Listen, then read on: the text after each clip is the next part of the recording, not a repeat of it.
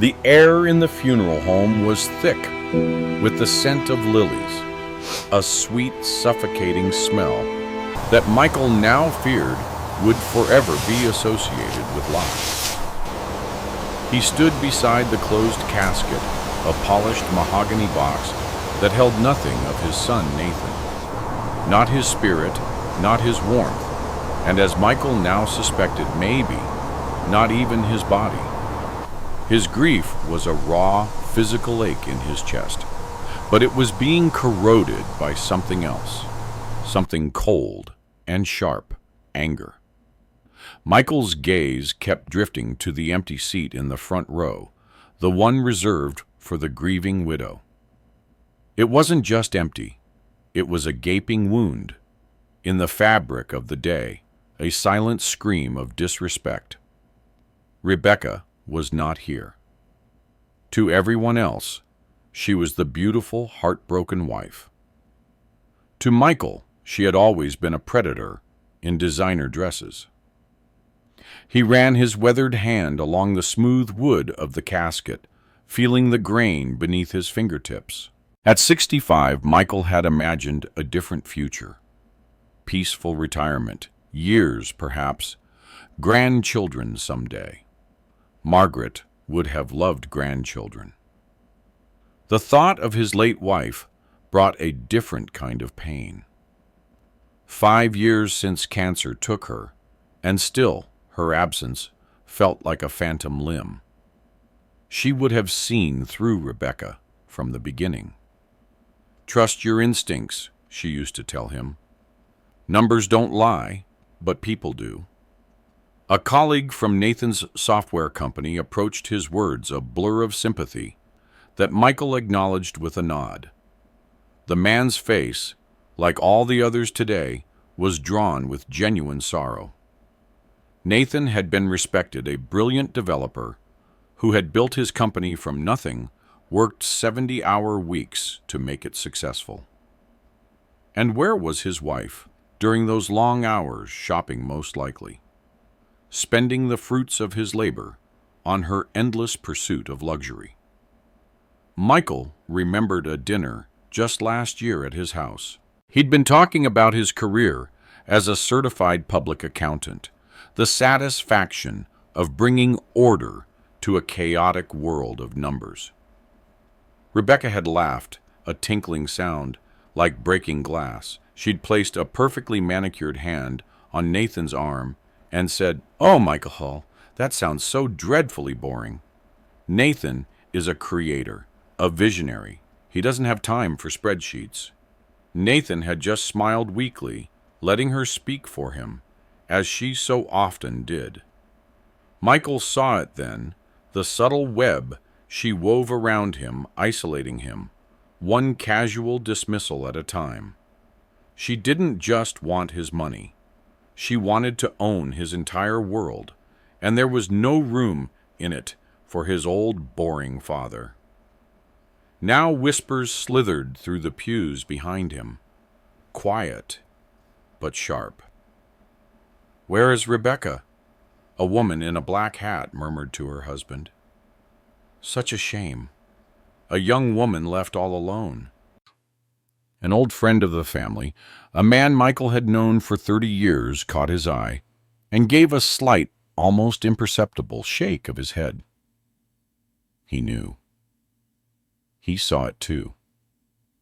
The performance of their marriage had always been for an audience, and now, at the final curtain call, the star actress was nowhere to be found. The service was a blur of platitudes and empty reassurances. When it was over and the room began to empty, Michael lingered for a moment, his hand resting on the cool, unforgiving wood of the casket. The grief was still there, but a cold resolve was beginning to crystallize around it. Something was profoundly wrong, and the empty chair where his daughter-in-law should have been crying was not a sign of sorrow, but a declaration of war. The silence in his house was heavier than the silence in the funeral home. There it had been filled with the shuffling of feet and muffled coughs. Here, it was absolute broken, only by the steady tick-tock of the grandfather clock in the hall, a sound that usually comforted him, but now felt like a countdown. Michael sank into his worn leather armchair, the events of the day washing over him in a gray, numbing wave. He looked around the living room at the photographs, charting the course of his life with Margaret. Their wedding day, Nathan's graduation, family vacations when Nathan was young. The three of them smiling on a beach, Nathan between them gap-toothed and sunburned. Margaret's smile had been so radiant then before the cancer hollowed her out. He picked up his phone, scrolling mindlessly through the screen, a desperate attempt to distract himself from the void that had opened up in his life. That's when a message from Bill, an old colleague, popped up. It just said, "James, I am so sorry for your loss. I don't know if I should be sending this, but I think you need to see it." Beneath the text was a screenshot.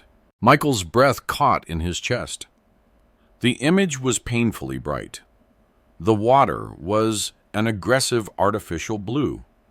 The sun was high and hot. And there, in the center of it all, was Rebecca. She was wearing a tiny bikini, sunglasses pushed up on her head, and she was laughing. A wide, triumphant laugh. Her arm was thrown around Diego, their gardener, who was grinning foolishly beside her. In her hand, she held up a margarita, the salt on the rim, sparkling in the sunlight. It was the caption at the bottom that felt like a physical blow, knocking the last of the air from Michael's lungs.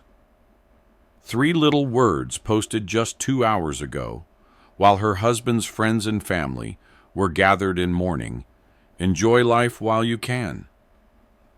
Michael dropped the phone as if it had burned his hand.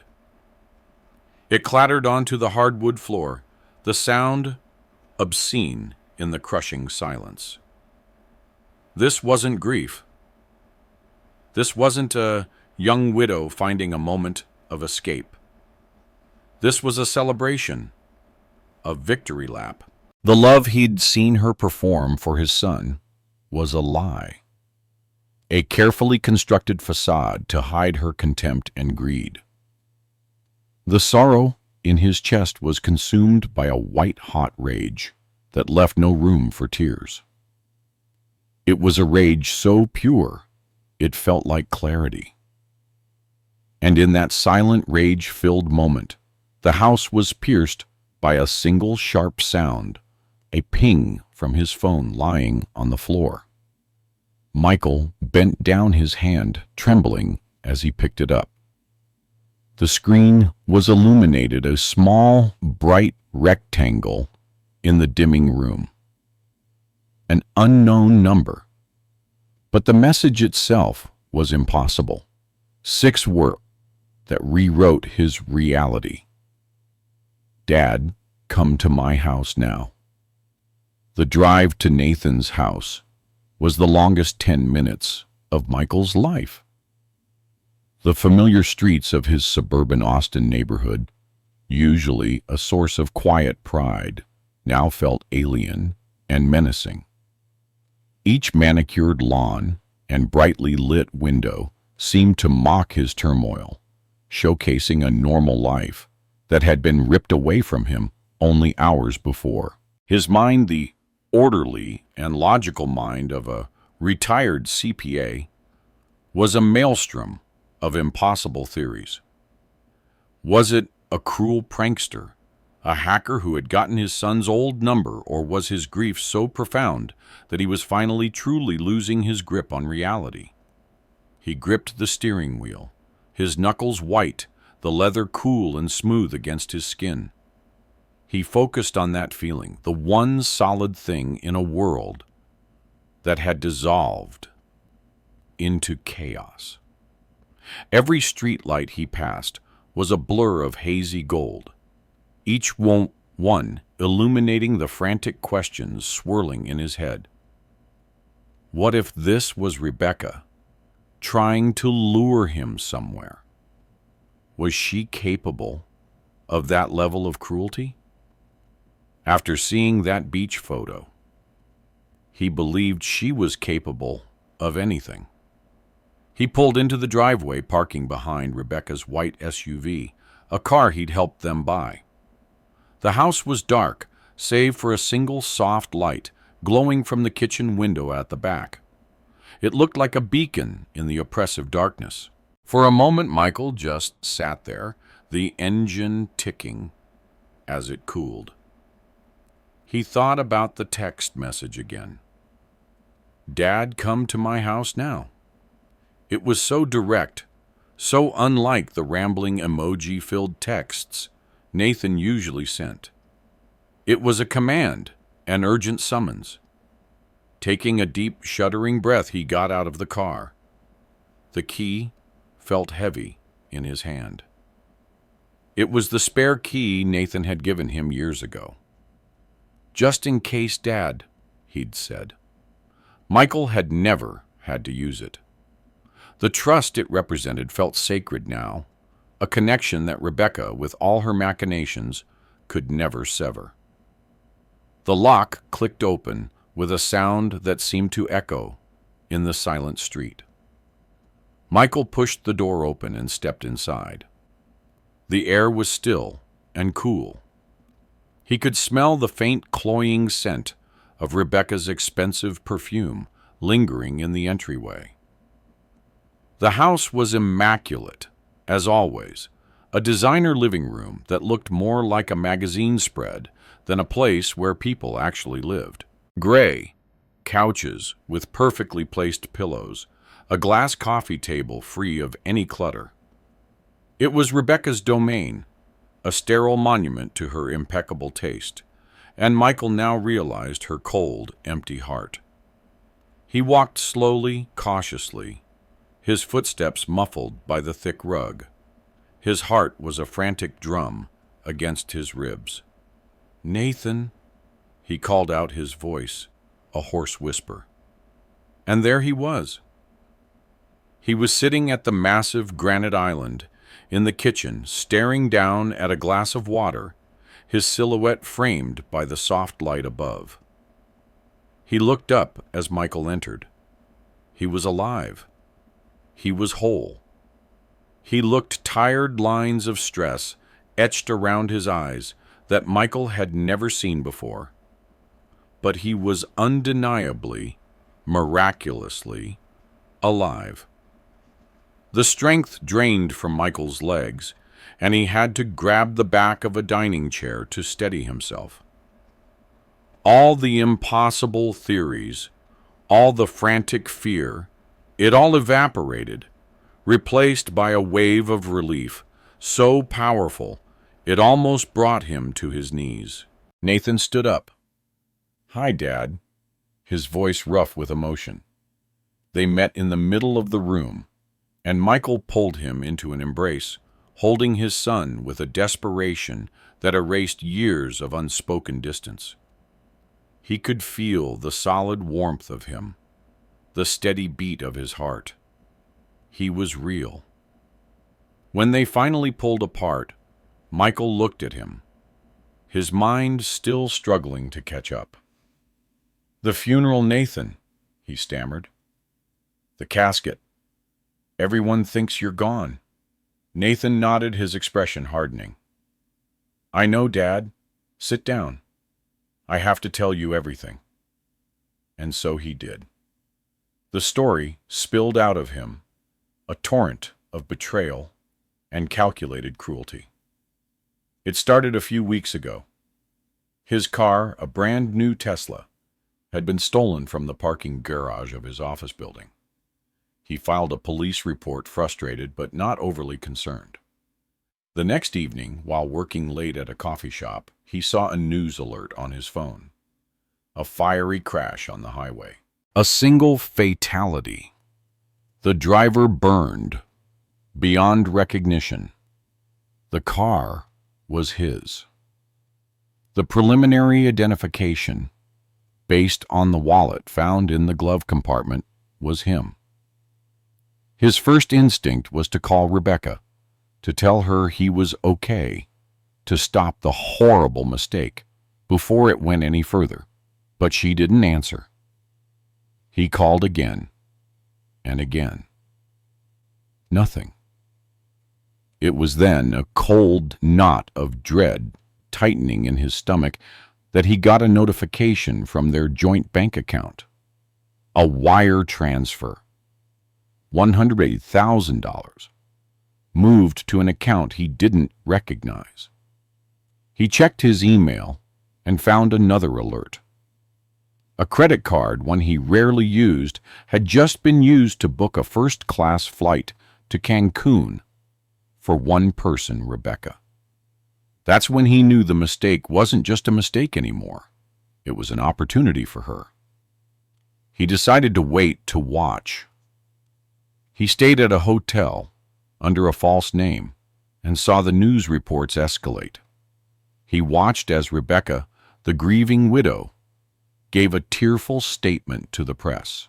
He saw her contact the morgue, and through a friend of a friend with connections, he learned that she had identified him based on a piece of jewelry, waiving the need for dental records because she was too distraught. It was a lie, a clean, devastating lie. She wanted him dead, and she was moving with ruthless efficiency to make it official. The final unforgivable act was her demand for a swift cremation. No viewing a closed casket.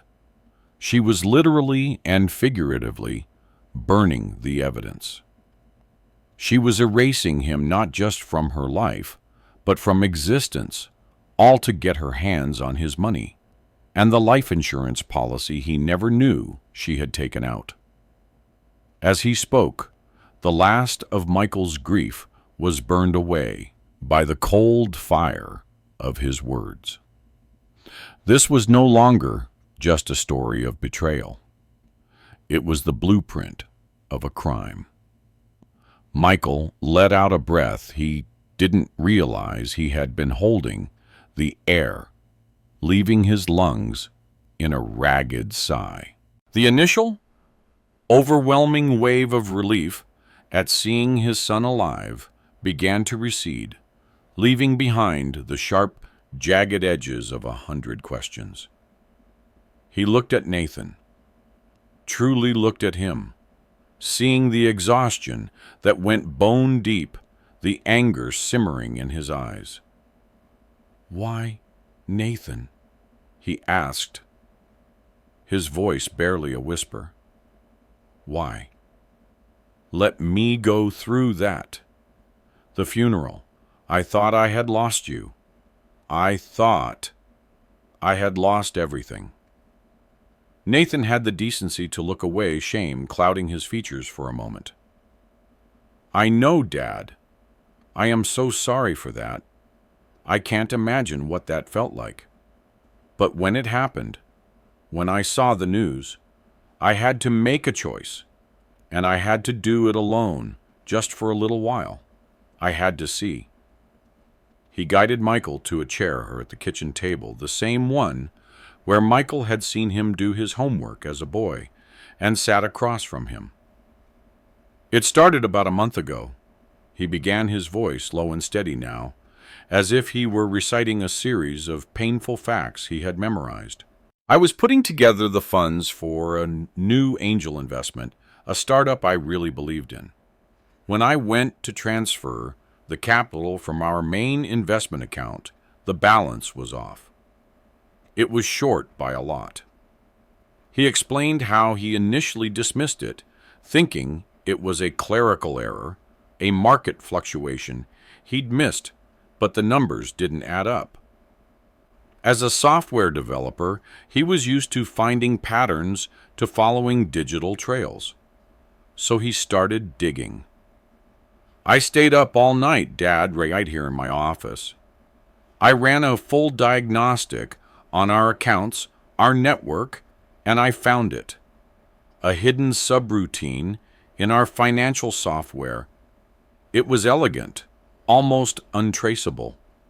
Rebecca must have hired someone to install it. The routine was siphoning money, small amounts at first, then larger and larger sums, routing them through a series of shell corporations before they landed in a single untraceable account in the Cayman Islands. He found over 2 million had been moved over the past 6 months, all disguised as vendor payments, art acquisitions, and charitable donations. It was like watching a stranger systematically dismantle my life from the inside piece by piece, dollar by dollar. The woman I slept next to every night was robbing me blind. The financial betrayal was a deep wound, but what he discovered next was the salt that was poured into it. His suspicion led him to check their shared cloud storage, where their emails were backed up. He found a deleted folder, one he was able to recover. It was full of messages between Rebecca and Diego the gardener. They weren't just lovers. They were partners in crime. He described the sickening words. He read the casual cruelty of their messages. They referred to him as the Golden Goose, their nerdy ATM, and they had detailed plans to continue draining his finances for another year before disappearing together, leaving him with a mountain of debt and a hollowed-out life. They mocked his habits, his passions, even the way he talked to Michael on the phone. That was the night before the car was stolen. "Dad," Nathan said, his voice cracking slightly, "I was sitting on this bomb. I didn't know what to do. Confront her, go to the police. And then the universe handed me the most terrible, clarifying gift. When the news of his own death flashed across his screen, he knew it was the ultimate test. If she loved him, she would be desperately trying to find him, to correct the mistake. If she didn't, she would cash in. Her silence, followed by the flight to Cancun, was her answer. As he finished, the last vestiges of Michael's shock burned away, replaced by the ice-cold precision of his professional life. The father in him was grieving for his son's broken heart, but the CPA in him saw the clear, stark lines of a federal crime. "This isn't a divorce, Nathan," Michael said, his voice firm and low. "This is a conspiracy to commit wire fraud. The transfers to the Caymans, the false declarations to the authorities, that's a felony. And that life insurance policy you mentioned, that's insurance fraud on a massive scale." Michael looked at his son, and for the first time since this nightmare began, he saw a flicker of the old fire in his eyes. The same determination he had when he was building his company. The victim was gone. They were no longer reacting. They were planning. "She wanted you erased." Michael said the words tasting like metal. "Instead, we're going to build a case so perfect, so airtight, that by the time we're done, the only thing that will disappear is her freedom." "Why?" Michael asked, looking down at the floor. "Why her? Your mother always worried that you rushed into relationships." Nathan sighed. "I was blind, Dad. Rebecca isn't who she said she was. She told me she grew up in Seattle, went to Stanford, worked in public relations. All lies." Nathan explained that, when investigating Rebecca, he discovered she had a record of minor fraud, had used at least 3 different names in the past decade. She had been married to a wealthy older businessman who died suddenly in a suspicious accident at sea. She targeted me from the start, Nathan said. I found photos of her at a tech event where I spoke 6 months before we accidentally met. She knew what I had: the growing company, the apartment, the car, and she wanted it all. Michael thought about Margaret's warnings when she was alive. Make sure Nathan doesn't marry for the wrong reasons, she used to say. He's too kind, too trusting. He should have listened. The decision was made in the quiet, sterile kitchen of his son's home. The anger had burned away, the shock leaving behind a cold, hard clarity. This was no longer just a family matter. It was a complex financial crime, and Michael knew they couldn't fight it alone. There was only one person he trusted enough to navigate these treacherous waters. Her name was Amanda Wilson. He had known her since she was a little girl, the daughter of his oldest friend and college roommate. He had watched her grow from a precocious child who argued about her bedtime into one of the sharpest corporate lawyers in Austin. She had her father's integrity and a mind like a steel trap. Michael pulled out his phone, his fingers steady as he found her number. It was past 11 at night, but he knew she would answer. She picked up on the second ring, her voice crisp and alert, even at this late hour. Michael, is everything all right? Michael didn't waste time on pleasantries. Amanda, I need your help. It's about Nathan. Mom. There was a pause on the other end, and he could picture her sitting up a little straighter. Of course, she said, her tone shifting from friendly to professionally focused. My office, 9:00 a.m. Clear your schedule. Michael hung up the phone and looked at Nathan. For the first time in hours, a flicker of hope pierced through the darkness. The game had a new player. Before they could meet Amanda, Nathan performed additional searches into Rebecca's background. What he discovered shocked both him and Michael to the core. She has a pattern, Dad, Nathan said, pointing to the screen. Victor Pearson, 62, real estate investor. Married to Melissa, actually. Rebecca, 6 months before drowning. Edward Donovan, 58, pharmaceutical CEO. Rebecca was his personal assistant before he died of a sudden allergic reaction. Michael felt a chill down his spine. She's not just a con artist. She's a serial killer. And I was going to be her next victim, Nathan said. The pattern was clear. Rebecca targeted wealthy men, often older, isolated them from family, drained their accounts, then staged accidents when the money was running low. Michael thought about his own health. At 65, he wasn't young anymore. His heart sometimes skipped beats, and he took medication for high blood pressure. If Nathan hadn't survived, would Michael have had the strength to fight Rebecca? Or would he too have been manipulated, isolated, and ultimately eliminated? Amanda's office was on the 30th floor of a glass and steel tower that overlooked the city. It wasn't ostentatious, but it radiated quiet power and success.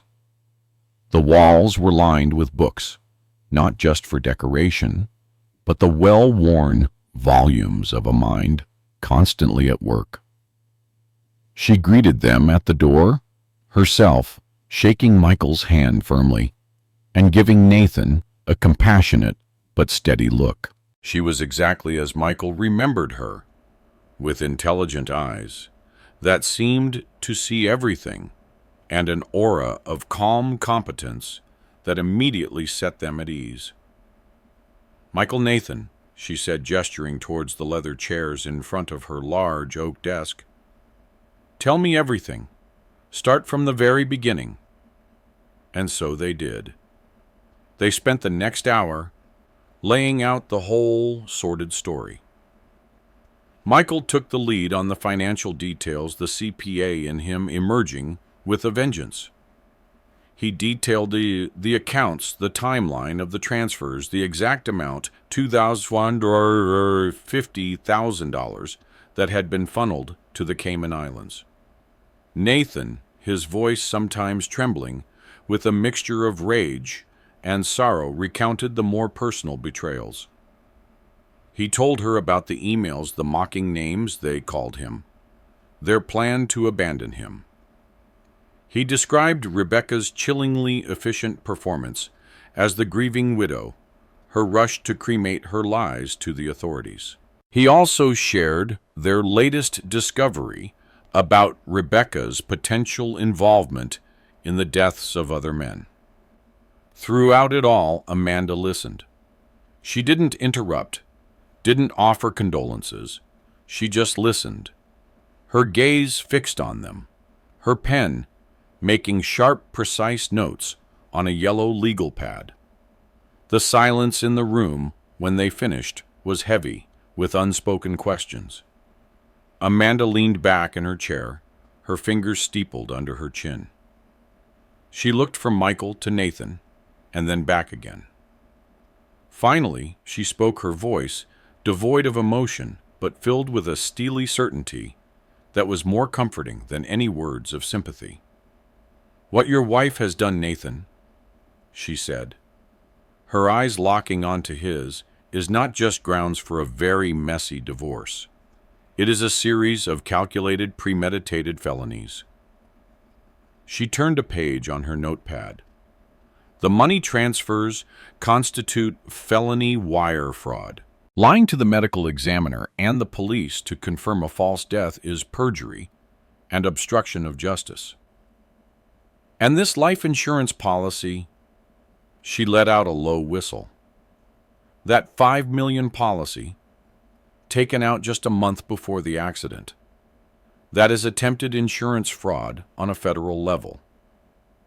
If she collects that money, she could spend a very, very long time in a place where there are no beaches or margaritas." A weight seemed to lift from Nathan's shoulders. It was real. It was quantifiable. It had a name. "So we go to the police?" he asked, his voice eager. Amanda held up a hand. "Not yet," she said firmly. "If we go now, it's a complicated story. It becomes your word against the grieving widows.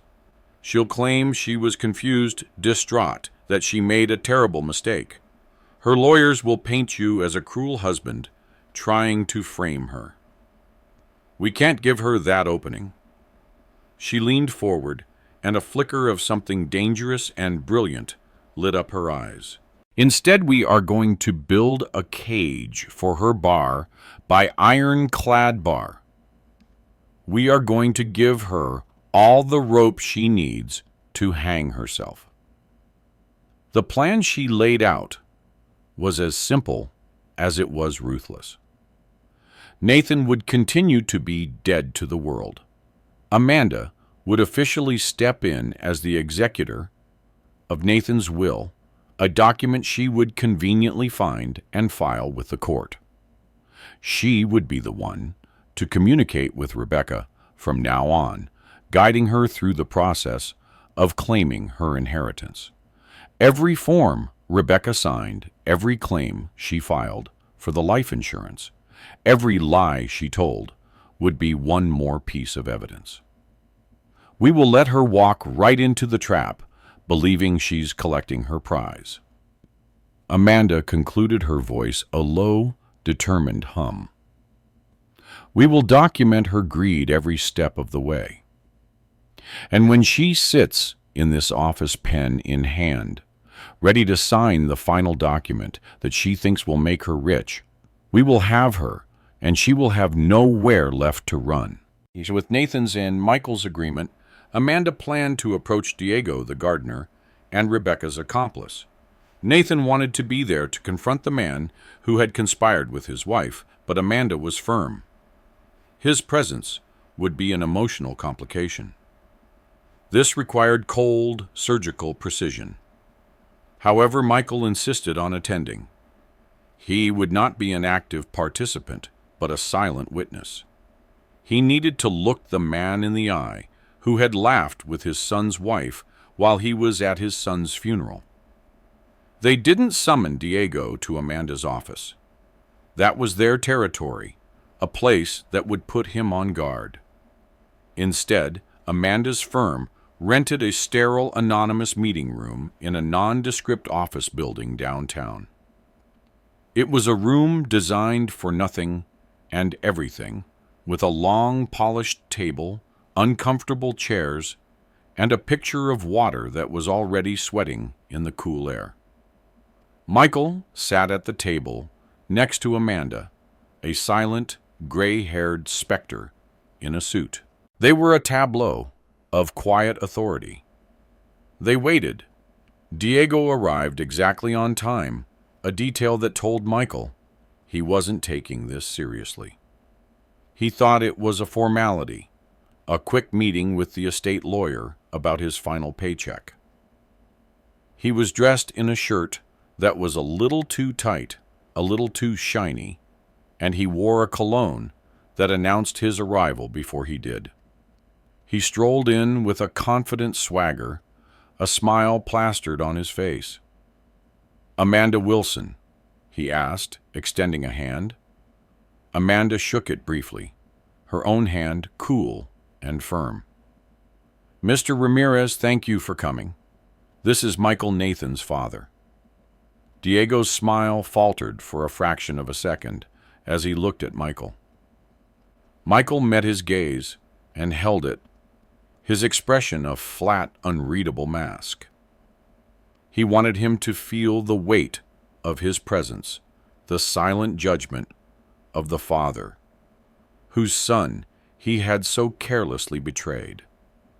He quickly recovered, taking the single chair on the opposite side of the table. "Of course," he said, trying to regain his footing. "Terrible tragedy about Nathan. Just terrible. Rebecca is a wreck, an absolute wreck." The lie was so effortless, so smooth, it made the hairs on the back of Michael's neck stand up. Amanda let the lie hang in the air for a moment before she began. Her approach was masterful. She started with simple, benign questions about his work. How long had he known the Pattersons? What were his duties? He answered easily, his confidence returning with each simple question. He was building a narrative of himself as the loyal, hard-working employee caught up in a tragic situation. He was weaving a web of sympathy, and Amanda was patiently handing him the thread. After 5 minutes of this, just as he was starting to relax, Amanda's entire demeanor shifted. The warmth vanished from her eyes, replaced by a focused, predatory intensity. She slowly pushed a single folder across the vast empty table. "Mr. Ramirez," she said, her voice now clipped and precise. "Can you explain this?" Diego opened the folder. His confident smirk dissolved. Michael watched the color drain from his face, leaving behind a pasty gray pallor. Inside was a single document, the bank statement from the Cayman Islands Trust, clearly showing his cousin's name as the sole trustee. He stared at it, his mouth opening and closing silently, like a fish gasping for air. I I don't know what that is, he stammered, his eyes darting between Michael and Amanda, looking for an escape route where there was none. Amanda didn't even blink. You don't? She asked, her voice dangerously soft.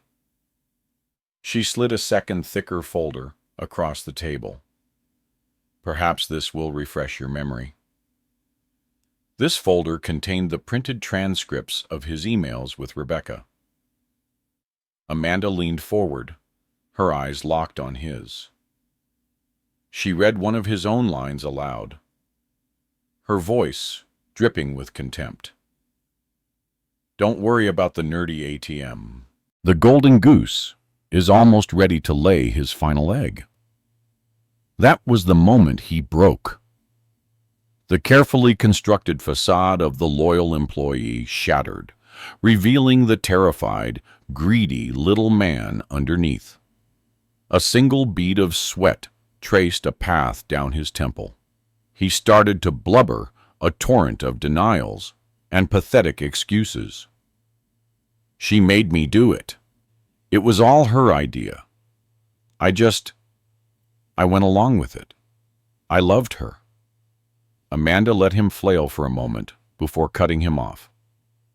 Love has nothing to do with this, Diego. This is about choices, and right now, you have two. She held up one finger. Door number 1. You remain loyal to Rebecca. You will be indicted as a co-conspirator in federal wire fraud and insurance fraud. You will spend a fortune on a lawyer you cannot afford, and you will lose. You will be sentenced to a minimum of 10 to 15 years in a federal prison. She held up a second finger. Door number 2. You tell us everything. You give us every piece of paper, every text message, every single detail you have been holding back. You agree to testify under oath against Rebecca. In return for your full and complete cooperation, I will speak with the U.S. Attorney's Office. I will make no promises, but it is possible we can arrange for a deal immunity, or at the very least, a drastically reduced sentence, probation perhaps. She sat back, the offer hanging in the sterile air of the room. It was a lifeline, and they both knew he was going to take it. He collapsed in on himself, his bravado gone, replaced by frantic, terrified self-preservation. Okay, he whispered, his voice cracking. Okay, I'll do it. I'll tell you everything. He then gave them the final, unexpected gift. I have more, he said, his eyes wild. I have recordings on my phone. I recorded some of our calls, just in case, for insurance. Michael and Amanda exchanged a look. The pawn had just handed them the queen. To everyone's horror, Diego confessed, she told me she was putting something in his drinks. Some stuff that would cause I think she called it a pulmonary reaction, like a severe asthma attack. She was gradually increasing the dose before the car accident happened. Michael, Amanda, and Nathan looked at each other in horror. She was actively poisoning my son, Michael said, his voice hoarse. Nathan felt a chill run down his spine. I always wondered why I was having worse asthma attacks in recent months. I even went to the doctor for it. Michael thought about his son's health issues over the past few months, the coughing fits, the shortness of breath. How Rebecca had always been so concerned, insisting on making all his meals his coffee, controlling what he consumed under the guise of caring for him. She was killing you slowly, Michael said, the realization settling like a stone in his stomach. The car accident just gave her a faster option. And for the first time, Michael understood the true depth of the evil they were facing. Rebecca wasn't just a thief. She was a cold-blooded killer who had been slowly poisoning his son while sharing his bed, while telling him she loved him. The betrayal was so profound, so intimate, it made Michael physically ill to contemplate it. He thought of Margaret again, how she had nursed him through a mild heart attack 10 years ago with love and patience. The contrast could not have been more stark. Nathan sat silent, his face pale. All those mornings she insisted on making my coffee. "It's how I show my love," she always said. He gave a hollow laugh. "I guess now we know what she was really showing." Amanda's expression was grim as she made notes. This changes things. This isn't just fraud anymore. This is attempted murder. We need to get a sample of whatever she was using if possible. And we need to have Nathan tested for toxins in his system. And the trap was being set piece by careful piece. But Michael couldn't shake the feeling that they were dealing with someone more dangerous than they had initially realized. Someone who had killed before and would not hesitate to kill again, if cornered. As they left the meeting with Diego, Michael placed his hand on Nathan's shoulder. "We'll get through this," he said, the determination in his voice masking his fear. "She wanted to erase you. Instead, we're going to make sure she never hurts anyone ever again." The weeks that followed Diego's confession were the strangest of Michael's life. It was a period of suspended animation, a deep breath taken before a final decisive plunge. Nathan remained a ghost, living in a small, discreetly rented apartment across town. Michael became his lifeline to the outside world, bringing him groceries, news, and updates from their war room at Amanda's office. He was a prisoner in his own life, but it was a cage of his own choosing, one that would soon lead to his freedom. During this time, they watched Rebecca's life unfold through the curated, sun-drenched lens of her Instagram feed. She was putting on a masterclass in performative grief, followed by brave resilience. The timeline was perfectly calculated. First, the somber black and white photos of candles and sunsets, with vague poetic captions about loss. Then gradually posts about healing journeys and finding strength. Finally, artfully arranged photos of exotic meals and casual shots of her laughing on a catamaran at sunset, her arm draped around Diego. Each post was a fresh stab of disgust, another layer of insult heaped upon their family's grief. But with each click of her camera, she was also tightening the noose around her own neck. Amanda's team meticulously documented every post, every callous caption, every triumphant smile. They were exhibits in a trial she didn't even know she was facing. Then one Tuesday, she came home. Diego, now their reluctant informant, sent a one-word text, "back." That evening, Michael drove past Nathan's house, the one he had helped him put a down payment on. Rebecca's white SUV was gleaming in the driveway, and all the lights in the house were on. She wasn't hiding. She wasn't laying low.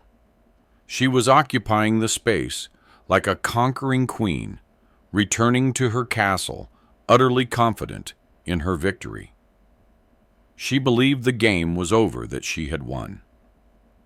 She had no idea the final, most important moves were just about to be played.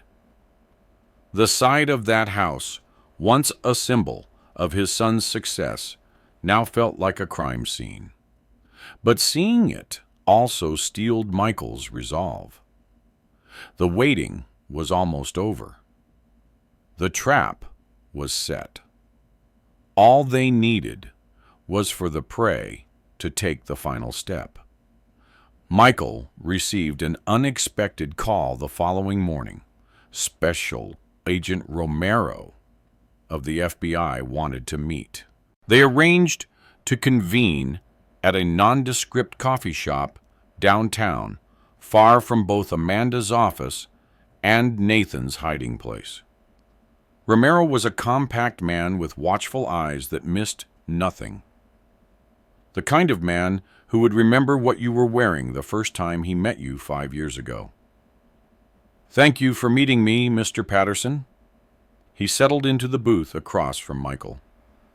"I'm sorry about your son." Michael nodded, keeping his expression neutral. "What can I do for the FBI?" "I want to talk to you about Rebecca Patterson. She's been on our radar for some time, though not under that name." Romero sipped his coffee. "We believe she may be connected to at least 2 other deaths over the past 5 years. Men who, like your son, died under suspicious circumstances after brief marriages or relationships with her." The confirmation of what they had already discovered sent a chill through Michael. "Why are you telling me this?" "Because she's dangerous, Mr. Patterson. We believe she doesn't work alone. She has a mentor, someone who's been guiding her through the years, helping her evade detection. We haven't been able to prove it yet." Michael considered his options. This was unexpected validation of their investigation, but not the time to reveal that Nathan was alive. "If I come across any evidence regarding my son's death, I'll contact you." He kept his voice steady, betraying nothing. Romero slid a card across the table. "Do that, and Mr. Patterson, be careful. She's a dangerous woman." Back at Amanda's conference room, Michael relayed the conversation. "The FBI is already watching her. This could be an advantage or a complication." Amanda paced the room, processing this new information. "We'll need to bring them in eventually, but on our terms when we have everything in place. For now, we proceed as planned." They continued building their case. The conference room had transformed into a war center, with whiteboards covered in timelines and diagrams, stacks of financial documents, and printed emails. Michael's decades of accounting experience proved invaluable as he traced the complex web of transactions Rebecca had created. Their first major breakthrough came from Rebecca's vanity. Nathan remembered her bragging about an exclusive credit card she'd acquired, one offering special travel perks. On a hunch, they pulled the statements. And there it was, nestled between a $5,000 charge for a handbag and a series of expensive spa treatments, a single recurring monthly payment to a company called Pinnacle Life Assurance. The amount wasn't large, just enough to be overlooked as a routine expense, but the name Pinnacle raised a red flag. They specialized in high-value life insurance policies. Michael spent hours on the phone navigating Pinnacle's corporate gatekeepers, using his old CPA credentials to extract the information they needed. Finally, a senior underwriter confirmed their suspicions: a $5 million term life insurance policy taken out on Nathan Patterson. The beneficiary, his loving wife, Rebecca Patterson. The activation date: exactly 4 weeks before the car accident. The timing was too perfect to be coincidence. This wasn't just a plan to leave him, it was a contingency plan for his death. Michael printed the policy documents, the cold black and white ink, a stark testament to her monstrous greed. He placed the paper on the table. Before Nathan Page was another bar in the cage they were building round Rebecca, cold, hard proof of premeditation. With the insurance policy secured, they turned their full attention to the missing $2 million. This proved a far more complex puzzle. Rebecca, or whoever she had hired, had been clever. The money hadn't moved in one lump sum, but had been bled out, funneled through a dizzying maze of shell corporations with generic names like Global Consulting Ventures and Apex Holdings, a classic money laundering scheme designed to make the trail go cold. For days, they hit dead ends. The money would move from a bank in Delaware to another in Nevada, then disappear into an offshore account in Cyprus, only to reemerge in another shell company based in Panama. It was like trying to untangle 1,000 knotted fishing lines in the dark. The breakthrough came from Nathan. He remembered an offhand comment Rebecca had made months ago about her tech-illiterate mother needing help setting up a new email account. It was a lie, a cover story. Nathan managed to gain access to that secondary, forgotten email address. And there, buried in the spam folder, was their Rosetta Stone. A series of monthly account statements from a private bank in the Cayman Islands, a bank that specialized in discreet wealth management for an elite clientele. The statements were addressed to a trust not to Rebecca directly, but the listed trustee was a name they recognized from the emails Nathan had found Diego's cousin. It was sloppy. It was arrogant. It was the mistake they had been waiting for. They printed every single statement. The numbers on the pages confirmed everything, a steady flow of deposits, perfectly matching the amounts that had vanished from Nathan's accounts. The current balance, $147,000. Michael stacked the printed statements into a neat, thick pile. Each page felt heavy, weighted with the gravity of her deception. They now had the motive, the method, and the means. The paper trail was complete, a perfect, unbroken chain of evidence leading directly from his son's hard work to Rebecca's secret waiting fortune. Amanda initiated the next phase of their plan. She contacted Rebecca as the executor of Nathan's estate, informing her that the initial probate proceedings were complete, and scheduling a meeting to discuss the disposition of the assets. Rebecca didn't hesitate, agreeing immediately to come to the office. Michael watched her arrival through the one-way glass of the adjacent observation room. She was dressed in an understated black dress that probably cost more than his first car. Her hair was perfect, her makeup flawless, and the tan she'd acquired in Cancun gave her a healthy, vibrant glow that was grotesque in its context. Her performance began immediately as she greeted Amanda. Her face transformed into a carefully constructed mask of sorrow. "Thank you for handling all this." Her voice, a soft, sympathetic purr. "I know Nathan would have wanted things to be straightforward." Amanda, playing her part perfectly, nodded with professional sympathy. "Of course. This is a difficult time. I'm just here to help transition his assets according to his wishes." Rebecca's eyes flickered briefly at the word assets. A flash of calculation, quickly hidden behind lowered lashes. "I just want to honor what he would have wanted." Amanda opened a folder containing several documents. "We've located the will. Nathan left most everything to you as expected. The house, the investments the company shares. There's also a life insurance policy we weren't aware of, quite substantial. At this, Rebecca's composure slipped momentarily, not with surprise, but with poorly concealed eagerness. Insurance, Nathan never mentioned any policy to me. $5 million, Amanda stated flatly.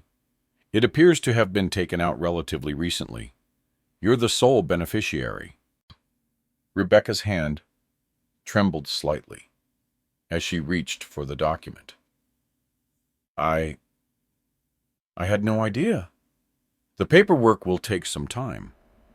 These companies are thorough in their investigations, especially with policies of this size, but I don't anticipate any problems. Michael, watching this performance from behind the glass, felt his stomach turn. The calculated precision of Rebecca's lies, the practiced grief that never quite reached her eyes, it was the work of a consummate actress. But now he saw through every gesture, every calculated pause. The predator beneath the mask was fully visible to him. Over the following days, Rebecca's impatience began to show. She called Amanda repeatedly, asking about timelines, about when the funds would be released. Each conversation was recorded, each inquiry documented. With every call, she tangled herself more thoroughly in the web they were weaving. During this waiting period, Nathan underwent medical testing. The results confirmed their worst fears. Traces of thallium in his system, a colorless, odorless poison, once used in rat poison, gradually administered over months. The levels weren't lethal yet, but they were building. Had the car accident not intervened, Rebecca would have slowly poisoned him to death, a method difficult to detect unless specifically tested for. The evidence was overwhelming. Rebecca had been systematically poisoning Nathan while simultaneously draining his accounts. The car theft and subsequent crash had simply provided an unexpected opportunity to accelerate her plans. But Diego's confession had hinted at something more, a figure in the background, someone who had guided Rebecca through her schemes. Nathan spent days scouring Rebecca's emails looking for any connection to this mysterious mentor. He found it in a series of messages to an Uncle Eddie, cryptic conversations about investments and business opportunities that made little sense at first glance. But when viewed through the lens of their investigation, a chilling picture emerged. Uncle Eddie was Edward Blackwell, a disbarred attorney with a record of securities fraud from 15 years earlier. The emails revealed a pattern of instruction, with Blackwell providing detailed guidance on everything from financial concealment techniques to the specifics of how to administer thallium without detection. He's her teacher, Amanda said, reviewing the emails. He taught her how to do all of this, how to target victims, how to isolate them, how to take their money, and ultimately how to kill them. Michael realized they weren't just facing Rebecca, but a criminal partnership that had potentially claimed multiple victims. If they only caught Rebecca, Blackwell would simply find another protege, and the cycle would continue. "We need to get him too," Michael's voice was firm. "We can't just stop her. We need to stop both of them." Amanda nodded, already formulating a strategy. "We'll need to approach this carefully. Blackwell is clearly the more experienced player. He'll be watching for mistakes." Michael offered a bold proposal. He would approach Blackwell directly. Posing as the grieving father, concerned about his daughter-in-law's handling of the estate, he would request Blackwell's services as a second legal opinion. It's too dangerous, Amanda objected. He might suspect something. I've spent 65 years being an unassuming old man, Michael countered. I can make him believe I'm just a concerned father who needs help. The meeting was arranged at Blackwell's home office, a luxurious villa in an upscale Austin suburb. Michael wore a recording device beneath his conservative vest, feeling oddly calm as he approached the house. The stakes were too high for fear. Blackwell greeted him at the door, a thin man with carefully groomed silver hair and the practiced charm of someone accustomed to gaining others' trust. I'm so sorry about your son, his voice conveying perfectly calibrated sympathy. I've heard about what happened, a terrible tragedy. Michael played the role of the grieving, somewhat confused father. I just want to make sure everything is handled properly. My daughter-in-law, she seems to be rushing things. That's natural. Blackwell placed a comforting hand on Michael's shoulder. Grief affects people in different ways. According to plan, Michael mentioned the life insurance policy. $5 million seems like a large amount. Nathan never mentioned it to me.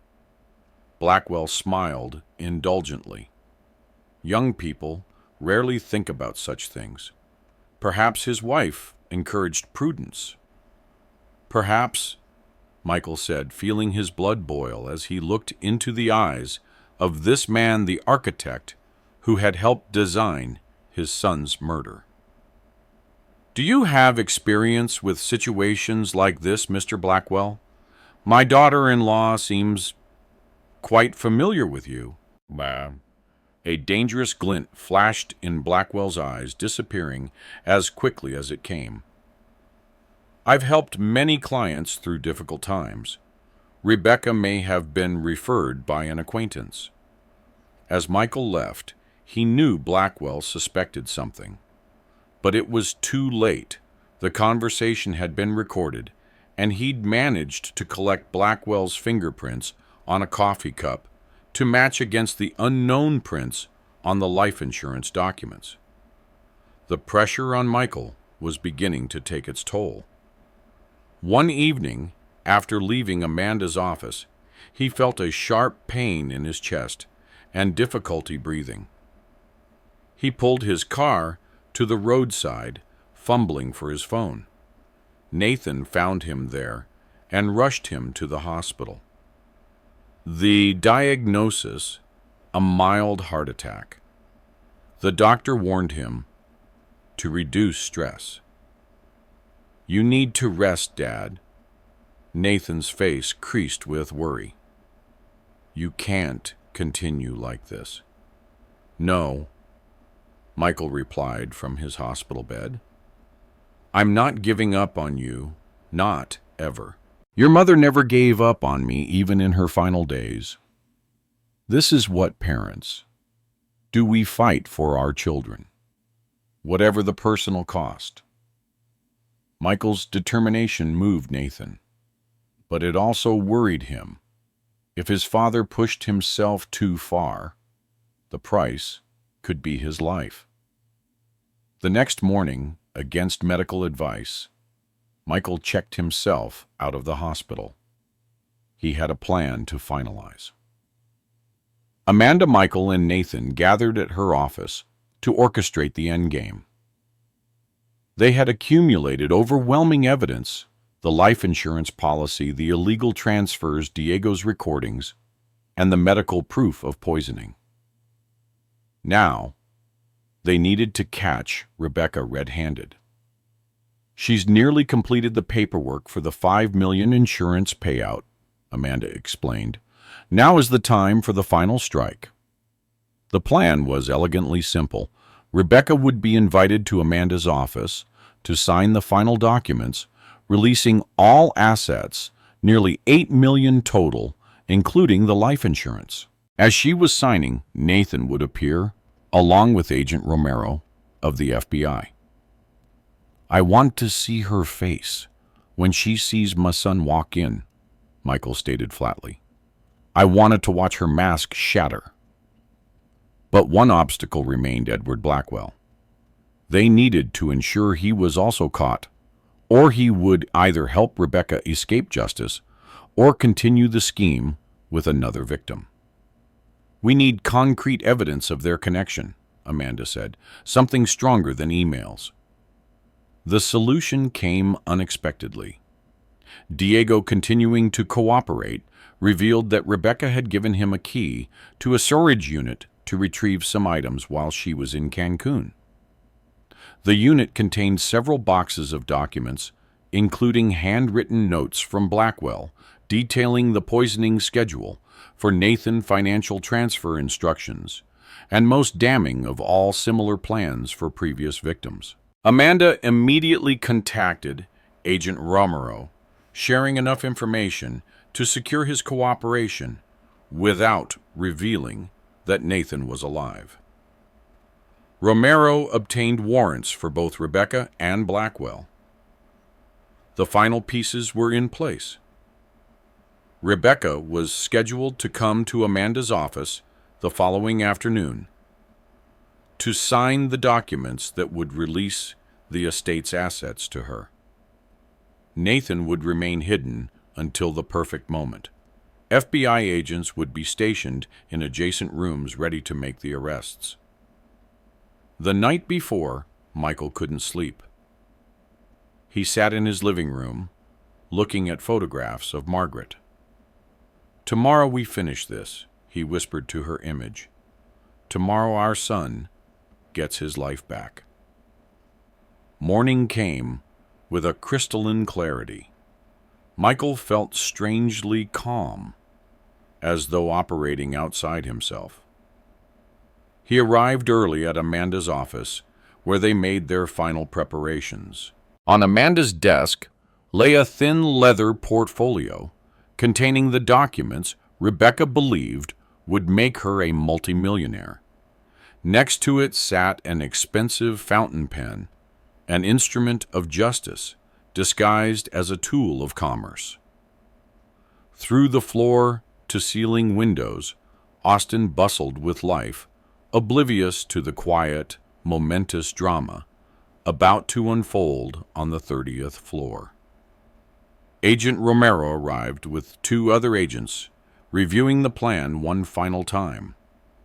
We'll be in the observation room until you give the signal, he confirmed. We have units at Blackwell's residence as well. Nathan took his position in an adjacent conference room, his face showing the strain of weeks in hiding, but also a grim determination. This would be the end of his captivity, one way or another. At precisely 2:00 p.m., the receptionist announced Rebecca's arrival. Michael moved to the observation room, taking his place beside Romero. Through the one-way glass, he watched Rebecca enter. Not like a grieving widow, but like a CEO arriving to close a major deal. Her performance began instantly. She turned to Amanda, her face a perfectly constructed mask of sorrow. Thank you for finalizing everything, her voice a soft, practiced murmur. I know this has been difficult for everyone. Amanda maintained her professional demeanor. Everything is in order, Miss Patterson. We just require your signature on these final documents to authorize the full transfer of the estate's assets and the disbursement from the life insurance policy. She opened the portfolio and spread the documents across the desk pages, filled with dense legal text. Rebecca's eyes scanned them, not reading the words, but searching for numbers, the long strings of zeros that represented her prize. This first document finalizes the transfer of the primary estate, including the house and all physical assets, Amanda explained calmly. The second one authorizes the liquidation and transfer of the stock portfolio. And this is the final claim, verification for the Pinnacle Life policy. Rebecca reached for the fountain pen, her movement smooth and deliberate. But Michael could see it, the slight tremor in her hand, the gleam of unrestrained avarice in her eyes, as she looked at the signature line. This was it. The culmination of all her lies, her betrayal, her monstrous deception. She unscrewed the cap of the pen, the small sound echoing in the silent room. She positioned the nib over the paper, the black ink hovering just above the line that would make her a wealthy woman. She was smiling now, a small triumphant curve of her lips that she thought no one could see. She had won. And then a soft click.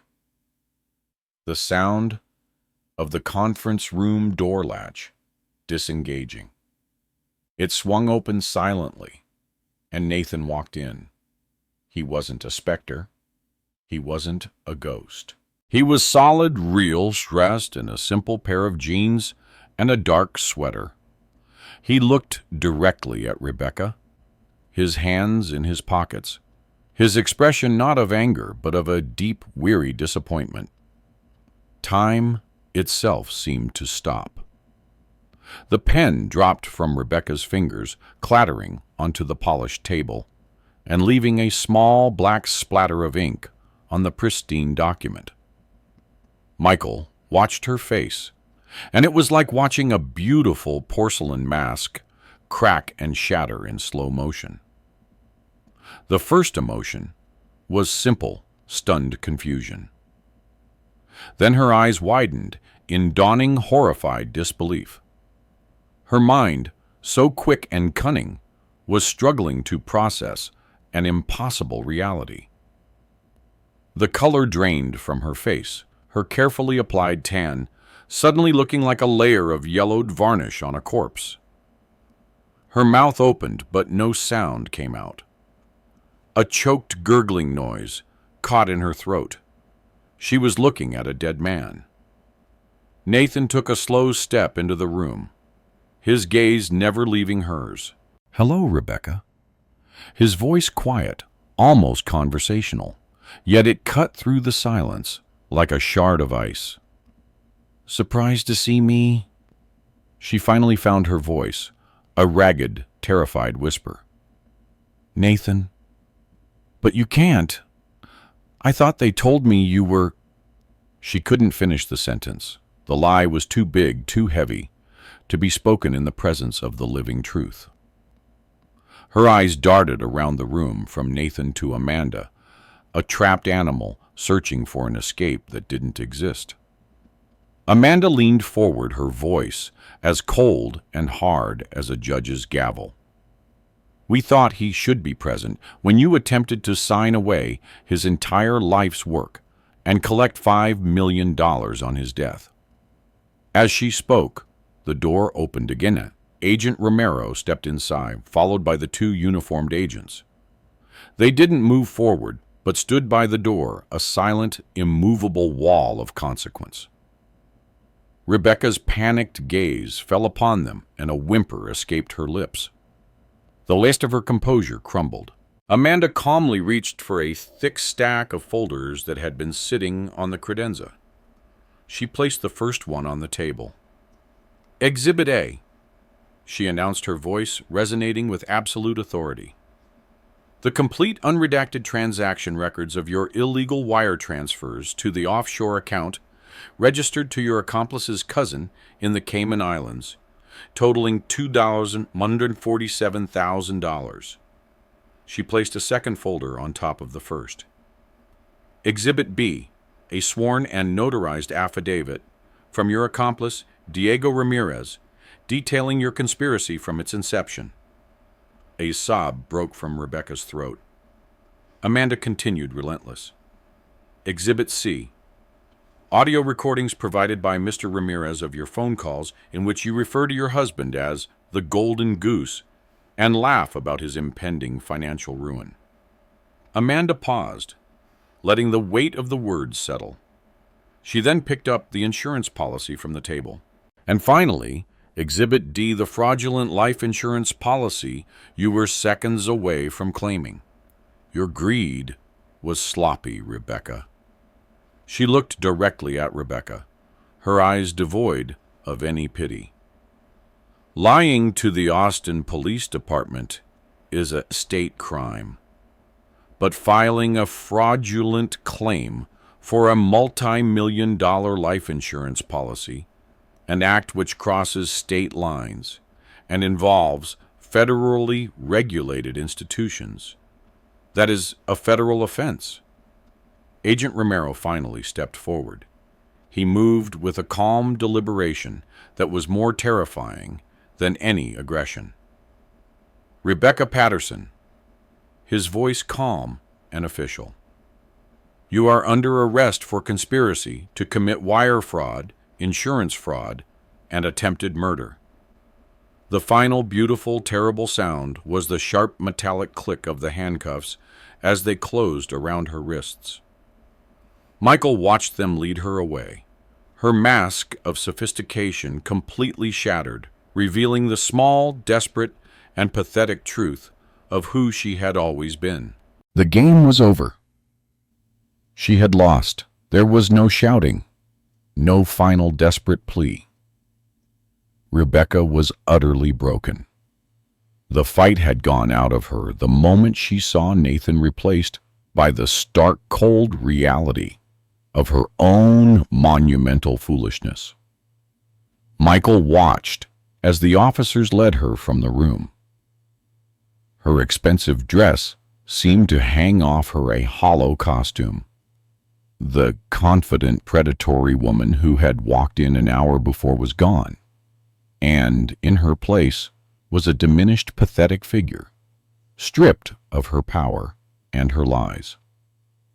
As the door closed behind her, Romero's phone buzzed. He checked it, then looked up with grim satisfaction. Blackwell is in custody. We found his records documentation of at least 3 previous victims with the same MO. This goes back nearly a decade. The click of the conference room door shutting behind them was the loudest sound Michael had ever heard. It was the sound of a chapter ending. It was the sound of freedom. The room she left behind was a strange kind of sanctuary. The air, once thick with tension, now felt clean and light.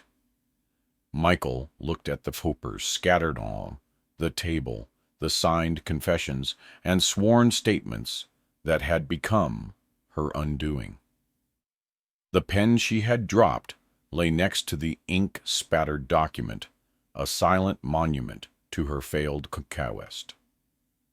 Nathan let out a long, shortered breath, a sound that seemed to carry weeks of pain and uncertainty out of him. Michael put his hand on his shoulder, and they just stood there for a moment. Father and son. 2 survivors in the quiet aftermath of a war they never asked to fight. Through the windows, the afternoon sun cast long shadows across the city. It was over. In the weeks and months that followed, the wheels of justice turned with a surprising swiftness. The evidence Amanda had compiled was so overwhelming, so irrefutable, that Rebecca had no defense. Her high-priced lawyers attempted to build a narrative of a distraught, confused widow. But it crumbled under the weight of the Cayman Islands bank accounts, Diego's damning audio recordings, and the simple, undeniable fact that her husband was alive. The trial was short, almost anticlimactic, after their months of careful preparation. Rebecca was found guilty on all federal counts. The judge, a stern woman with no patience for greed, sentenced her to 10 years in a federal correctional facility. It was a sentence that ensured she would be well into middle age before she was free again. Edward Blackwell's case proved more complex. His decades of legal experience made him a formidable opponent in court. But the meticulous documentation found in the storage unit, his own handwriting detailing not just Nathan's planned demise, but those of previous victims, sealed his fate. The prosecution brought in families of the deceased men, their testimony painting a picture of a predatory partnership spanning nearly a decade. The jury deliberated for less than 4 hours before returning a guilty verdict on multiple counts of conspiracy, fraud, and accessory to attempted murder. The judge sentenced him to 15 years with no possibility of parole for at least 12. Amanda was equally efficient in civil court. She filed to have Nathan and Rebecca's marriage annulled on the grounds of fraud, arguing successfully that the entire union was predicated on a lie. The court agreed. Legally, it was as if the marriage had never happened. Rebecca's name was stripped from every deed, every account, every part of Nathan's life she had tried to steal. All assets were returned to their rightful owner. As for Diego, his cooperation was his salvation. He testified truthfully, his fear making him an exceptionally reliable witness.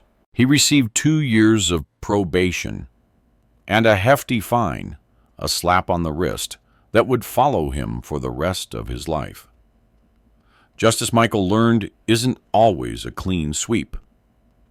It is a series of precise, calculated adjustments, a slow but steady rebalancing of the scales. The media frenzy that followed the arrests and trial was intense but mercifully brief. The story of the back-from-the-dead tech entrepreneur and his Black Widow wife made national headlines for a week before being displaced by the next sensational story. Nathan endured the attention with quiet dignity, declining all interview requests and issuing only a short statement asking for privacy as he rebuilt his life. For Michael, the aftermath brought a different kind of challenge. The stress and adrenaline that had sustained him throughout the investigation had taken a toll on his health. His doctor was blunt. His heart couldn't withstand another crisis like this one. He needed to slow down, to reduce stress, to acknowledge the limitations that came with being 65 years old. It was a difficult truth to accept. Michael had always prided himself on his independence, his vigor, his ability to keep pace with men 20 years his junior. Now his body was betraying him, reminding him of his mortality in ways he couldn't ignore. Nathan noticed his father's struggle. One evening, as they sat on Michael's back porch watching the sunset, he broached the subject. "Move in with me, Dad. The house is too big for just me. And after everything that's happened, I'd feel better knowing you're close by." Michael bristled at first. The invitation felt like charity, an acknowledgement of his weakness. "I'm not an invalid. I don't need looking after. It's not about needing help. It's about not being alone." Nathan's eyes reflected the dying light, his expression open, vulnerable. "I'm not asking for you. I'm asking for me." Those words disarmed Michael completely.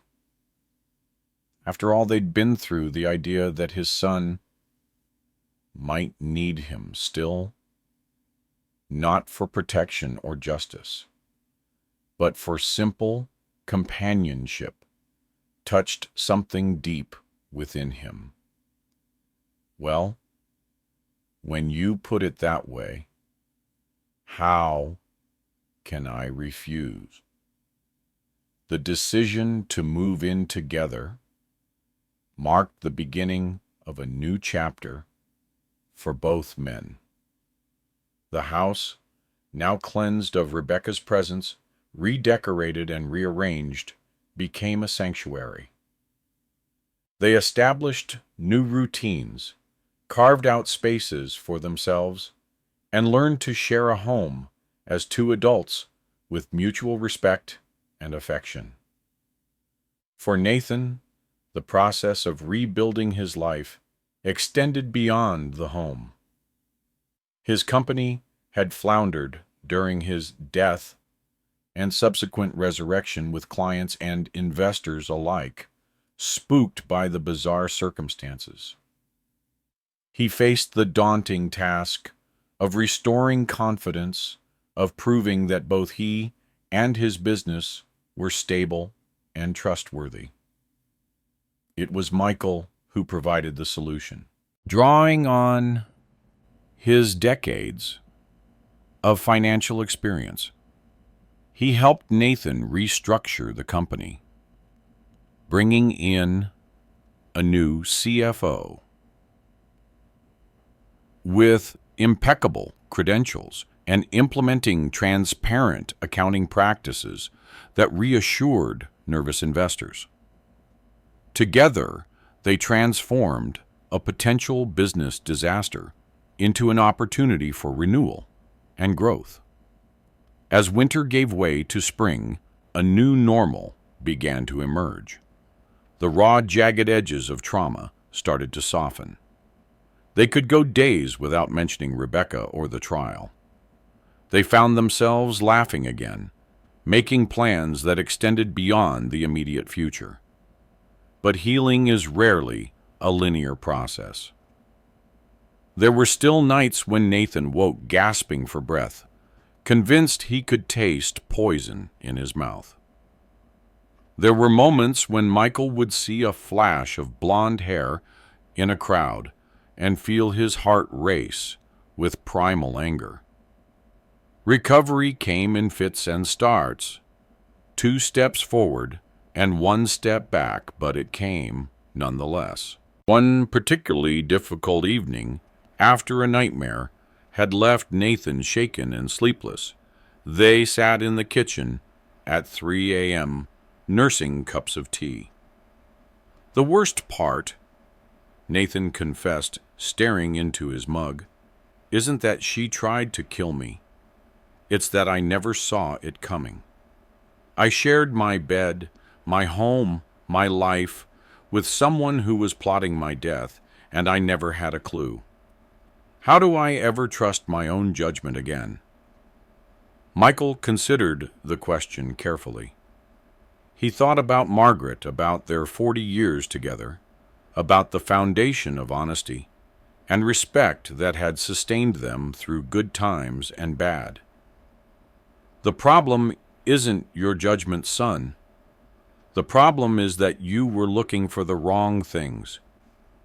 What do you mean? You saw beauty, excitement, passion, all the things that burn bright but burn out fast. Your mother and I, we had something different. We had mornings with bad breath and bills to pay. We had disagreements about where to go on vacation. We a real life, not a performance of life. Nathan observed this, turning it over in his mind. So how do I know the difference next time? Time. Time is the great revealer. Anyone can wear a mask for the season, but the longer you're with someone, the harder it is to maintain the illusion. Pay attention to the small moments, the unguarded ones. That's where the truth lives. It was the kind of conversation that could only happen in the strange liminal space of the middle of the night, when defenses are down and truths can slip past the guards of pride and composure. By morning, neither would explicitly mention it again, but the wisdom lingered, seeding itself in fertile ground. Spring turned to summer, and with the changing season came another transition.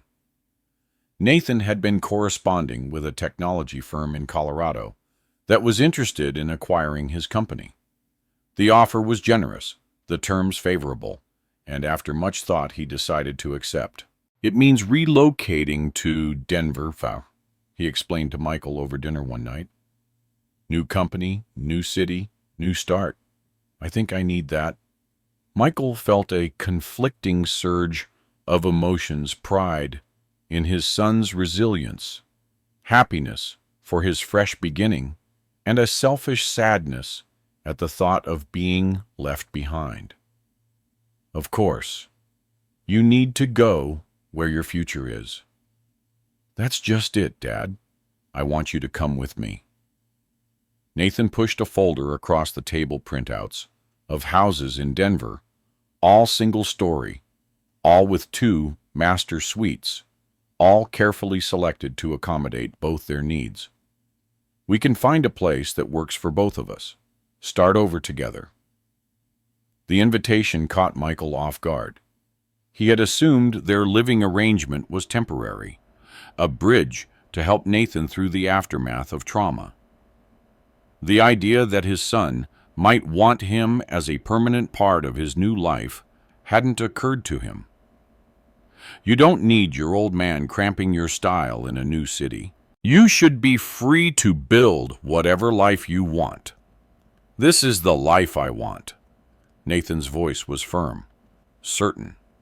"These past few months, having you here, it's made me realize what I've been missing. All those years focused on work, on success, on impressing people who didn't matter. I forgot what does matter: family, connection, having someone in your corner no matter what." Michael felt a swell of emotion rise in his chest.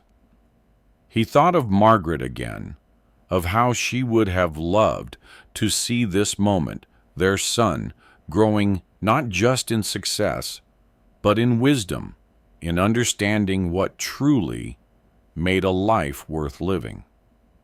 "Denver, huh? I hear they get actual snow there." "4 seasons, Dad. Think you can handle it?" "Suppose I'll have to find out."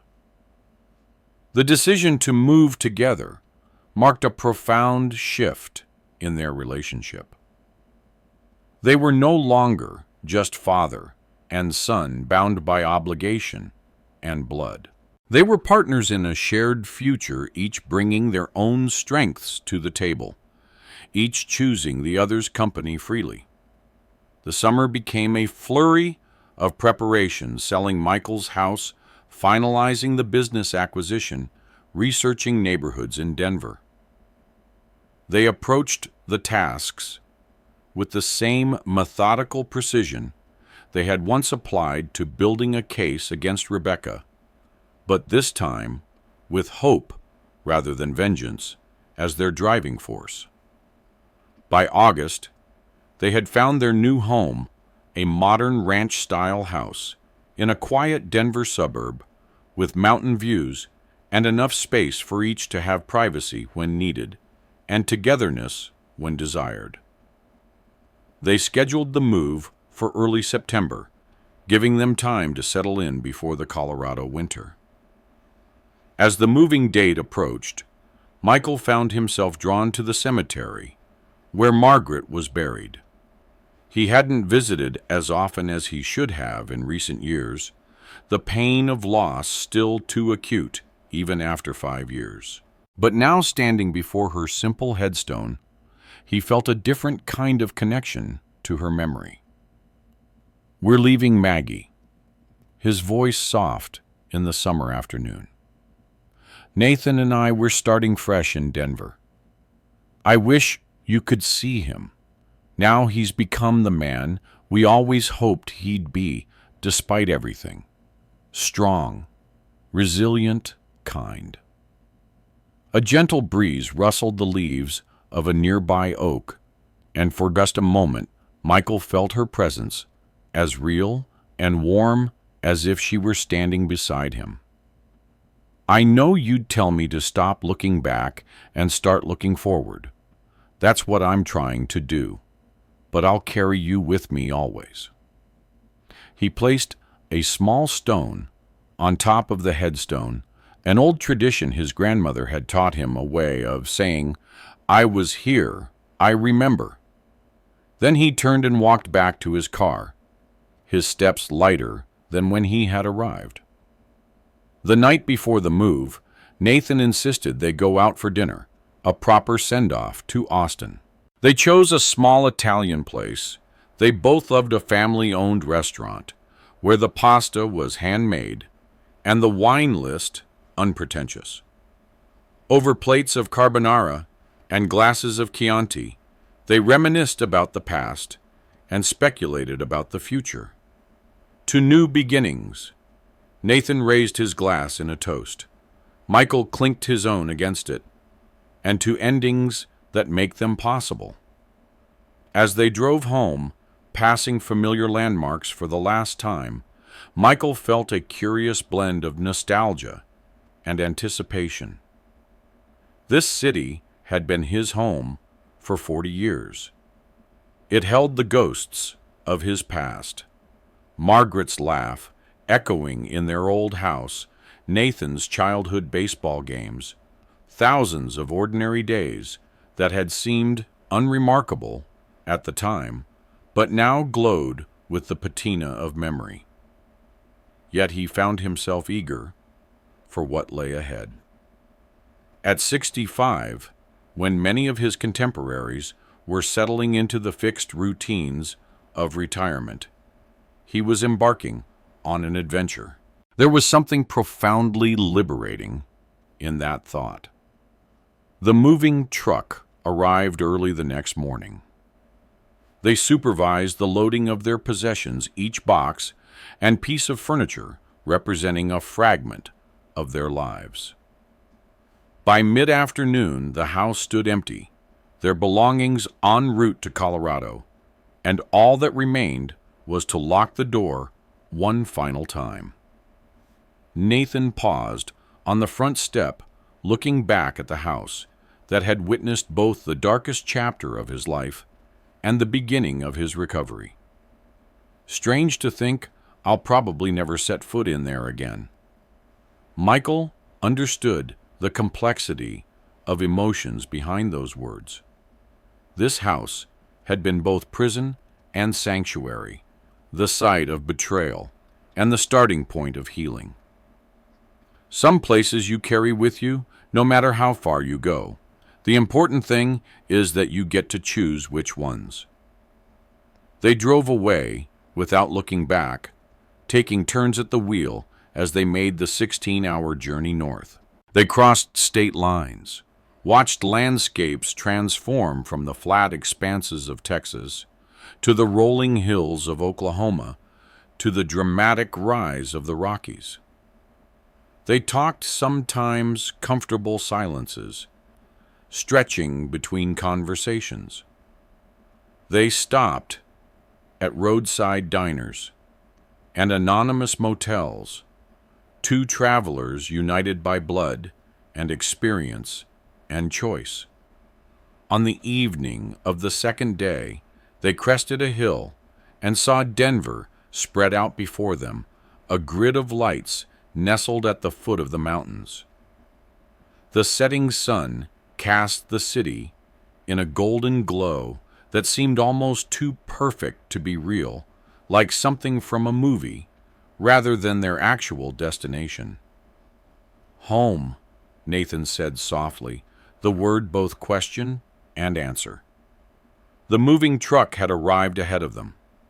They spent their first night in the new house on air mattresses, surrounded by stacks of boxes, eating pizza straight from the delivery box. It should have been uncomfortable, chaotic, but instead felt strangely right, a fitting beginning to their new chapter. The days that followed fell into a rhythm. Unpacking, arranging furniture, learning the quirks of a new house, which floorboards creaked, which windows caught the morning light. They explored their neighborhood, found the closest grocery store, the best coffee shop, the quickest route to Nathan's new office. Michael discovered that Denver suited him. The crisp, clean air was a balm to his lungs after decades of Texas humidity. The pace of life seemed more measured, less frantic.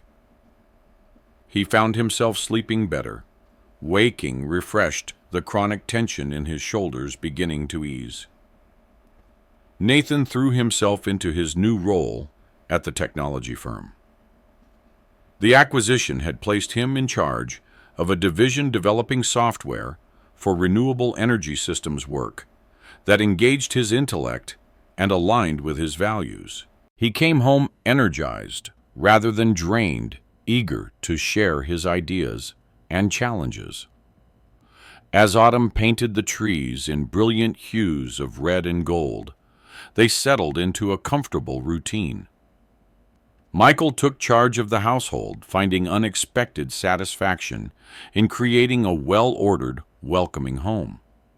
He explored his new city, joined a book club at the local library, made tentative friendships with neighbors. Nathan worked hard during the week, but protected his weekends, using them for hiking in the nearby mountains or simply relaxing at home. Their relationship continued to evolve, finding a balance between independence and connection. They respected each other's privacy, maintained separate social lives, pursued individual interests. But they also shared meals most evenings, watched sports together on weekends, consulted each other on decisions both large and small. The first snow came in late October, fat, lazy flakes that transformed the landscape overnight. Michael stood at the living room window, watching the white blanket settle over their yard, feeling a childlike wonder at the beauty of it. Nathan joined him, handing him a mug of coffee. "So what's the verdict on snow?" A teasing smile played at the corner of his mouth. Michael took a sip of coffee, considering. "I can see why people write poems about it. Ask me again in February, though." They laughed together, the sound filling the house with warmth that defied the winter chill. As the holidays approached, they faced new decisions. This would be their first Christmas since the move, since the trial, since everything had changed.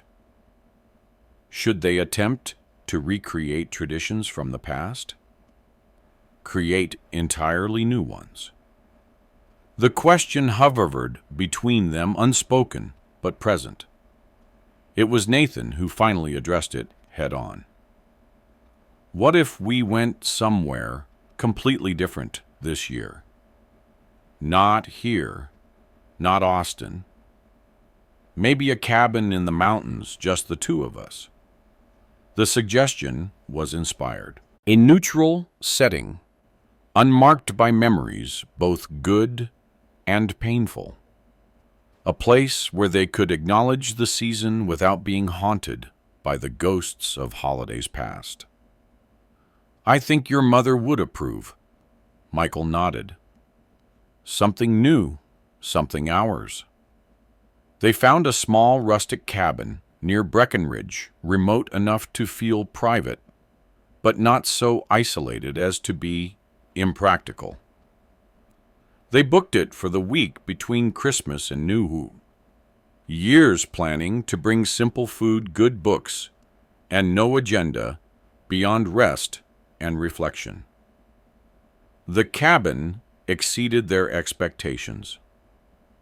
Built of weathered logs with a stone fireplace that dominated the main room and windows that framed spectacular mountain views, it felt both primal and deeply comforting. They arrived on Christmas Eve, the car packed with groceries, wine gifts, and winter gear. That evening they built a fire and cooked steaks on the cabin's ancient gas stove. They opened a bottle of scotch Michael had been saving For a special occasion, pouring generous measures into heavy crystal tumblers Margaret's brought carefully from Austin as a tangible connection to the past. To absent friends, Michael raised his glass, his voice thick with emotion. To new traditions, Nathan added, completing the toast. They talked late into the night, the fire casting dancing shadows on the cabin walls.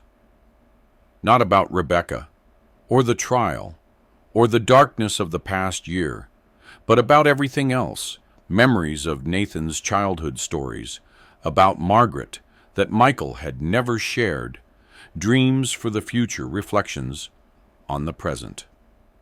It was the kind of conversation that knits souls together, that bridges the natural distance between parent and adult child, and creates something new and precious in its place. Morning brought dazzling sunshine and pristine snow. After a leisurely breakfast, they ventured outside, trudging through knee-deep drifts to explore the surrounding woods. The air was so cold it made their lungs ache, but the discomfort was balanced by the sheer beauty surrounding them. No laden branches, creating natural archways, animal tracks, telling stories of nocturnal journeys. The absolute silence that can only be found in a winter forest. They returned to the cabin, pink-cheeked and hungry, shedding layers of outerwear by the door. Nathan made grilled cheese sandwiches and tomato soup, his childhood favorite, on cold days while Michael built up the fire.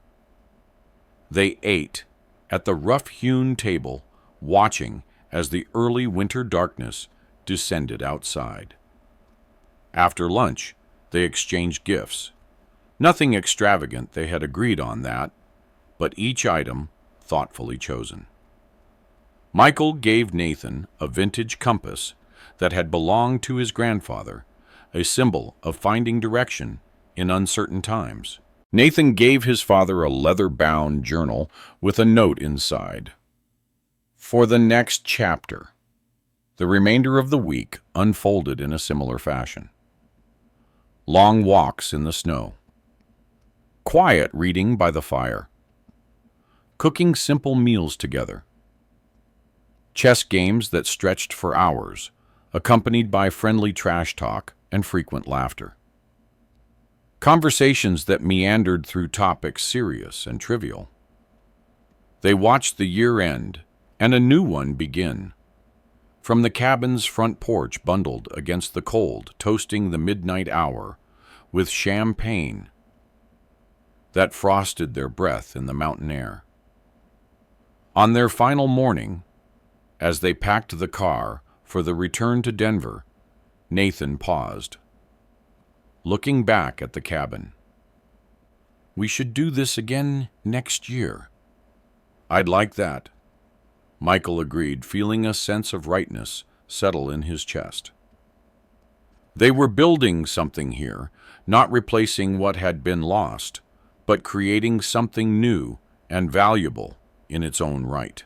The drive back to Denver was quiet, each lost in their own thoughts. As the city skyline came into view, Michael reflected on the journey that had brought them here, not just the physical miles from Austin to Denver, but the emotional distance they had traveled. From grief to survival to something approaching contentment. Winter deepened in Denver. January brought blizzards that tested Michael's Texas-bred tolerance for cold, but also revealed unexpected joys, the hush that falls over a city buried in snow, the camaraderie of neighbors helping each other shovel sidewalks, the simple pleasure of coming in from the cold to a warm home. Nathan's work continued to flourish. His division exceeded its first quarter targets, earning him recognition from the company's leadership. He traveled occasionally for business, short trips to California or New York, but always returned with obvious pleasure to the home they had created together. Michael found his own rhythm. He volunteered at a local elementary school, helping children with reading difficulties.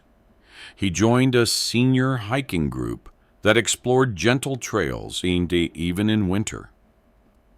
He made friends, real ones, not just acquaintances, for the first time in years.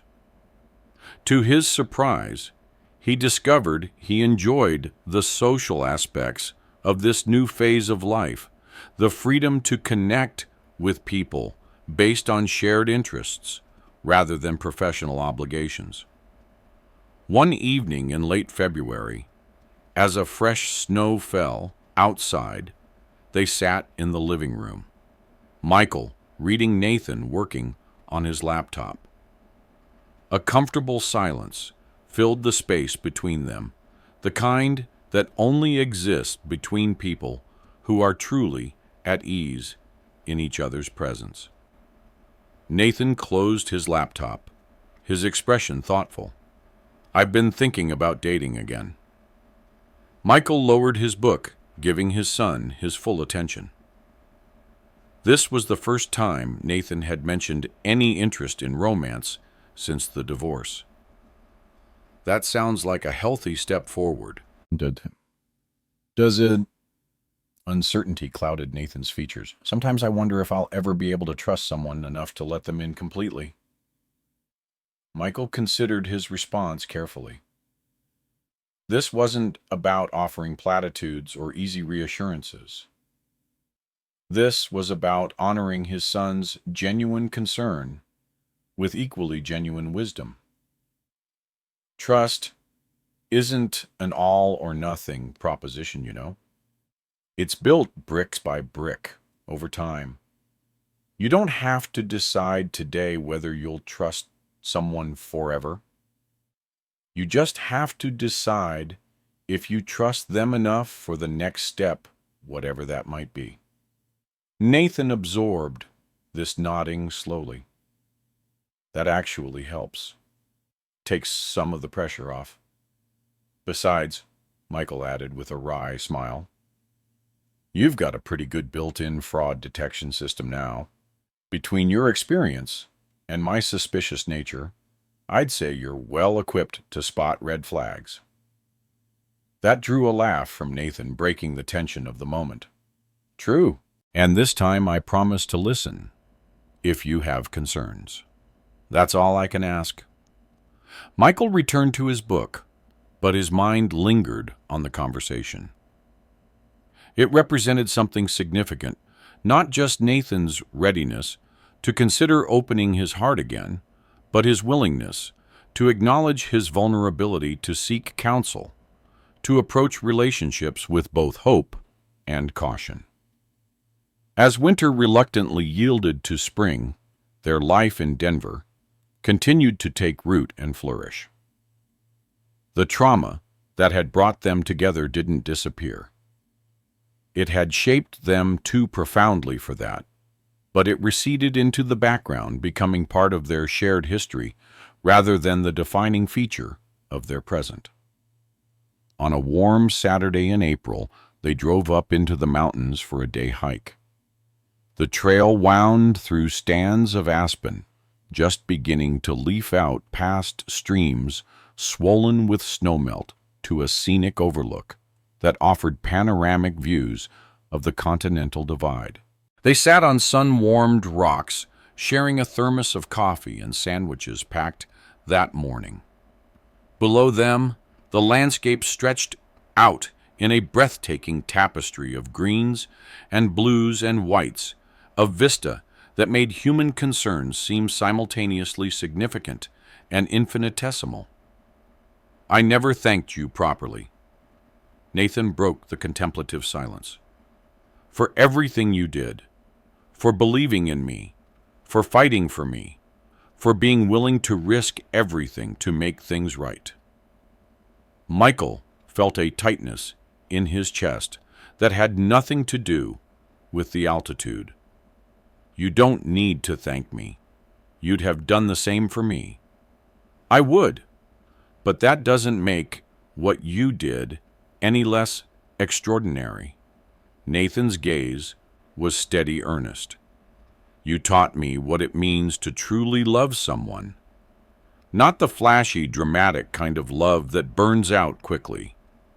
The kind that shows up, that perseveres, that does the hard work when it would be easier to walk away. Michael thought about his life, the balance sheet of triumphs and failures, joys and sorrows, ordinary days and extraordinary moments.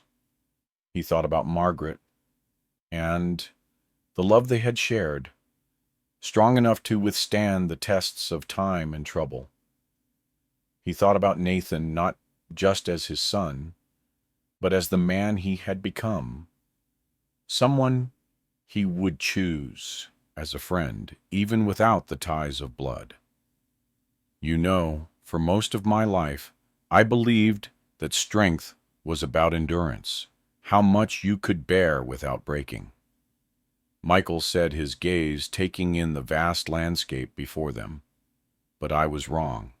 Real strength isn't just about what you can endure. It's about what you're willing to fight for. It's about becoming the storm when the people you love are threatened. Nathan nodded, understanding the depth behind the words. Not a storm of blind rage, though. No, Michael agreed, a storm of purpose. One that exists only to tear down the lies, to wash away the poison, and to clear the air so that the sun can shine through again. They fell silent, letting the truth of those words settle between them. After a while, they packed up their lunch remnants and began the descent, walking side by side down the winding trail. The path was not always easy. There were steep sections, loose rocks, patches of lingering snow. But they navigated it together, each finding their own rhythm while remaining aware of the other's presence. It was Michael, reflected a fitting metaphor for the journey they had traveled and the road that still lay ahead. In the quiet companionship of that moment, with his son beside him, and the beauty of the world spread out before him, Michael felt a sense of profound peace settle over him. The goal had never been to win. It had been to heal. And here, in the simple act of walking a mountain path together, was the undeniable proof of their victory.